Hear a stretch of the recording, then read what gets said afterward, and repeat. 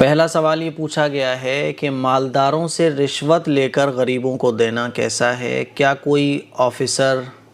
صرف امیروں سے، جن کا پتہ ہو کہ ان کے پاس بھی حرام کا پیسہ ہے، اگر ان سے اس نیت سے رشوت لے کہ آگے غریبوں میں تقسیم کرے گا، کیا یہ صحیح ہے؟ اگر سرکاری افسر ہوں، آپ کسی کا جائز کام کرنے پر بھی وہ آپ کو منع کرنے کے باوجود بھی کچھ رقم اس لیے دے کہ چائے یا مٹھائی لے لینا، کھا پی لینا، کیا یہ حلال ہوگا؟ تو بھائی دیکھیں، رشوت کا لینا اور دینا یہ دونوں ناجائز ہیں، اور غریبوں کو دینے کی نیت سے مالداروں سے رشوت لینا یہ بھی ناجائز اور حرام ہے۔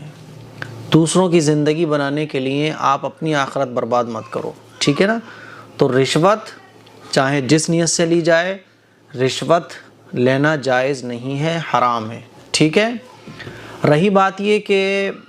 کوئی کام کرنے پر آپ کو کچھ پیسے دے دیتا ہے، تو جو کام آپ کی ڈیوٹی میں داخل ہے،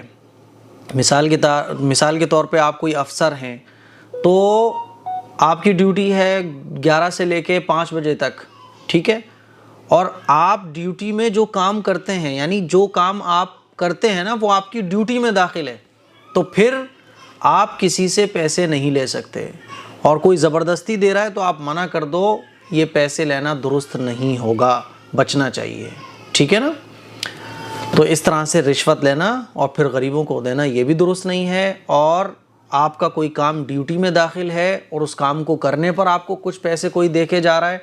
تو اس سے بھی ہمیں بچنا چاہیے۔